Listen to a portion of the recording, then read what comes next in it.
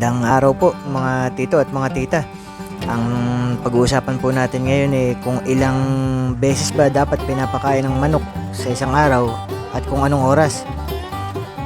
Bali po sa amin, wala naman po yata talagang sa pagkakaintindi namin, wala naman talagang standard kung anong oras dapat pakainin ng manok Pero kami po, nagpapakain po kami ng 2 beses sa isang araw at isang alas 8 ng umaga at isa namang alas 4 ng hapon.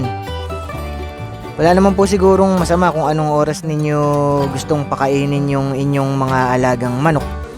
Pero ang sinasuggest po namin ay i-fix ninyo yung oras. Halimbawa po kami, nagpapakain po kami ng alas 8 ng umaga at alas 4 ng hapon. Pinipilit po namin na talagang alas 8 ng umaga at alas 4 ng hapon makapagpakain kami. Kasi parang mga tao rin po yan Para ding tayo yan. Pag tayo sanay kumain ng alas 9 at alas 9 na ay hindi pa tayo kumakain ay nakakaramdam na po tayo ng gutom. Kumbaga yung ating body clock nasasanay na sa ating mga schedule. Ganon din po sa manok. Kung anong oras sila nasanay na pinapakain, ganong oras po nagugutom na sila nun. Kaya po pilitin na lang natin na kung anong oras tayo magpapakain i-fix natin, huwag pa iba-iba para hindi naninibago yung ating mga alaga. Ganun lang naman pong kasimple.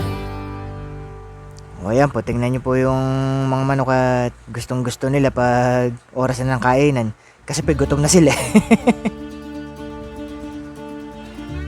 Yun lang po ang aming pagkakaintindi kasi wala naman pong general rule kung anong oras talaga dapat pakainin yung mga manok Basta po kami 2 beses sa isang araw.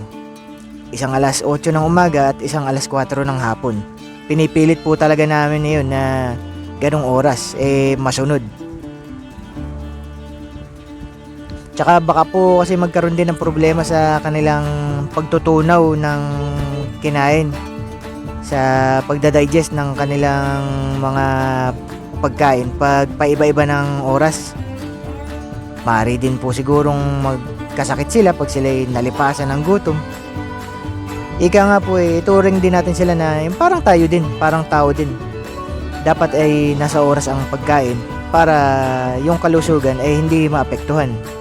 Para sila ay laging masigla.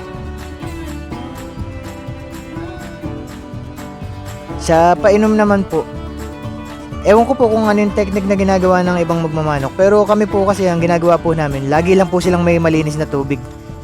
Lahat po ng oras yun. Ilalagay lang po namin din sa pwesto na hindi mabibilad yung kanilang inumin. Lalo po ngayon, napakainit ng panahon. Mahalaga po hindi sila ma-dehydrate. Lagi po silang may tubig. Sige po, salamat.